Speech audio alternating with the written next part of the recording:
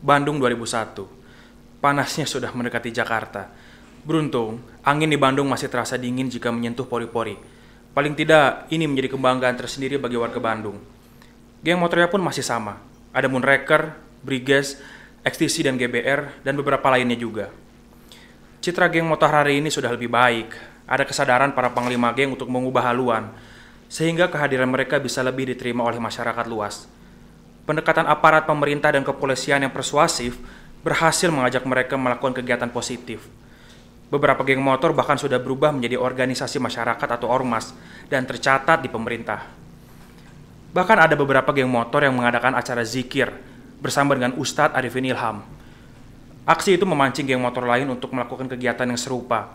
Sampai saat ini muncul beberapa tagline seperti Briges berzikir, XTC berhijrah, Moonraker syariah, dan GBR berwudu. Mereka bertransformasi ke arah yang bermanfaat. 3 orang duduk di bangku warung Mang Encang yang memanjang dan mulai goyang karena beberapa paku pengikatnya sudah terlepas. Dengan satu kali hentakan kaki saja, apalagi dengan tenaga penuh, sudah pasti lepas. Maka posisi duduknya harus hati-hati, harus sedikit menopang pada lutut masing-masing dan tangan berpangku pada meja. Lalu di depannya ada 4 kursi plastik yang juga sudah terisi. Kursi itu tadinya berwarna putih, tapi sudah berubah menjadi kuning agak kehitaman. Ya, meski begitu, tempat inilah yang dipilih menjadi base camp anggota geng motor itu. Dasar pilihannya mudah saja, tempat ini taktis dan juga praktis. Berada di daerah Ciampelas, dekat pusat kota. Tapi juga dekat dengan gang-gang kecil yang sangat dibutuhkan bahkan saat dikejar polisi atau saat perang antar geng motor. Karena bisa dipakai sebagai jalan tikus untuk menghilangkan jejak. Di luar, matahari menampakkan kegagahannya. Sinarnya dengan cepat menyengat siapa saja yang berani menantangnya. Bahkan awan saat itu pun hanya tampak sedikit saja, seolah takut atau enggan berada dalam jangkauan sinarnya. Entahlah, tapi itu semua tidak mengurungkan niat 7 anak muda yang sedang berkumpul dan tetap riang meski cuaca sedang panas. Pohon besar yang menaungi warung Mang Encang memberikan mereka keteduhan. Hari itu tanggal 21 April 2001.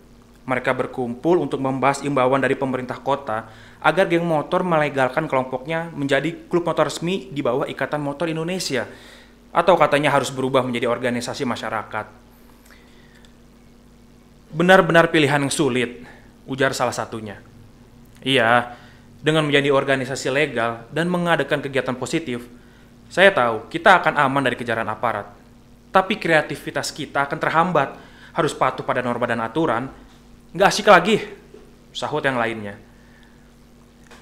Tapi, kalau kita bertahan kayak sekarang, repot juga kita. Bisa jadi sasaran amok yang motor lain, meresahkan masyarakat dan masuk penjara. Aku sih ogah masuk penjara lagi. Gak enak. Teknik voting tidak diambil sebagai opsi pengambilan keputusan. Karena hanya satu cara buat mereka. Musyawarah mufakat. Kecuali untuk urusan solidaritas. Maka tekniknya berubah menjadi siapa saja yang lebih dulu berpendapat, maka pendapat itu akan diikuti yang lainnya. Dik-dik keluar kamar menuju teras depan di lantai 2. Malam jelang pukul 9, menjadi rutinitas yang ia lakukan dalam sepekan belakangan. Minum kopi, melamun, memandangi bintang-bintang yang bersinar kerlap-kerlip. Berharap dapat inspirasi seperti di film-film. Dik-dik rindu. Ia rindu menjadi orang baik. Ia merenung, mengingat sejarah masa lalunya. Ada sesal dengan perilaku negatifnya. Ia ingin berhenti dari kenakalan remajanya.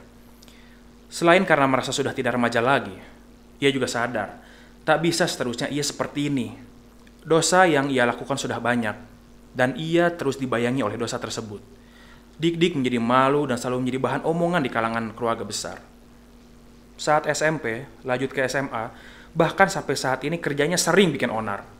Terakhir sebulan lalu, sopir angkot datang ke rumah meminta pertanggungjawaban. Katanya kaca spionnya hancur dipukul olehnya. Dinding mobil bagian pintu sopirnya bonyok, ditendang olehnya dengan sepatu boot yang bagian depannya dilapisi besi. Gara-garanya hal sepele, motornya hampir kesenggol. Padahal belum tersenggol. Di sisi lain, ia merasa hanya di geng motornya lah ia dapat merasakan kenyamanan bergaul, menikmati hidup dengan tenang, dan solidaritas yang tinggi. Dik-dik gamang. Hampir seminggu berlalu sejak pertemuannya di warung Mengcang itu. Hatinya seperti berada di persimpangan. Sebelah kakinya hendak melangkah, namun sebelah laginya masih terantai. Ia mengusap wajahnya yang dirembasi titik-titik keringat. Tiba-tiba saja ia teringat ayat yang tak sengaja terbaca olehnya saat ia berada di masjid kampus. Hah? Dik-dik berada di masjid kampus? Dik-dik sendiri malu menghadapi kenyataan itu. Masjid, sebuah tempat yang mulia yang sudah lama tak disinggahinya. Namun ia berada di sana karena janji bertemu dengan Fadli, kawan sekampusnya. Awalnya Dik-dik ragu melangkahkan kakinya menuju kampus, karena ia mengenakan jaket kulit dan bercelana jeans belel yang sobek di bagian lututnya. Gaya khas anak muda berandalan. Ia merasa apakah ia pantas datang ke masjid. Tapi karena ia sudah berjanji, ia pun terpaksa menuju masjid. Kapan terakhir kali ia ke situ? Sepertinya tahun lalu, ketika hujan deras dan ia terpaksa berteduh di dalamnya. Sesampainya di beranda masjid, perhatian Dik-dik terpaku pada sebuah kitab Al-Quran terjemahan Departemen Agama yang terbuka dan terletak di atas sebuah alas kayu jati yang saling menyilang. Entah mengapa ia terusik untuk menghampirinya. Di sanalah matanya langsung tertumpu pada terjemahan An-Nur ayat 26 itu. Melihat hal itu, jantungnya seperti berhenti berdetak. Kenapa Fadli mengajak ketemuan di masjid sih? Kayak nggak ada tempat lain aja. Gumam Dik-dik dalam hati.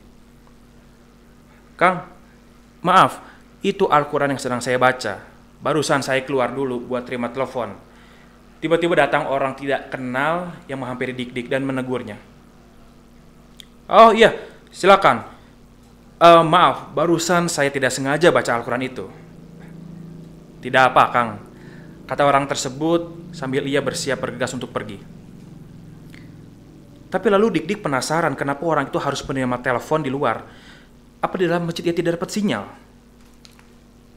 Kang, kenapa sekedar angkat telepon saja harus keluar masjid dulu?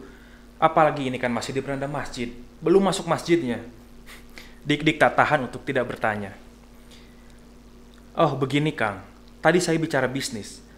Masjid itu pasar akhirat, sedangkan yang saya lakukan tadi adalah urusan dunia, tidak pantas dilakukan di masjid. Lalu penjelasan itu membuat Dik-dik sedikit terpana. Oh, baik Kang kalau begitu. Terima kasih atas penjelasannya. Lalu Dik-dik pun pergi meninggalkan orang tersebut. Dik-dik bergeser ke arah luar, ke tangga masjid dan memberikan kesempatan orang tadi membaca lagi Al-Quran tersebut. Orang itu kelihatannya bukan mahasiswa. Penampilannya necis, menggunakan jas dan dasi. Menggunakan HP pula. Sebuah barang yang masih mahal harganya saat itu. Hanya mahasiswa anak orang kaya yang bisa punya HP.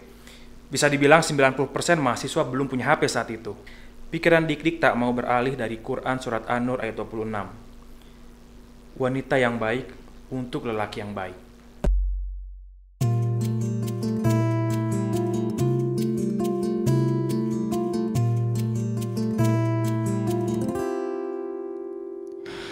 Kegelapan akan aku tinggalkan.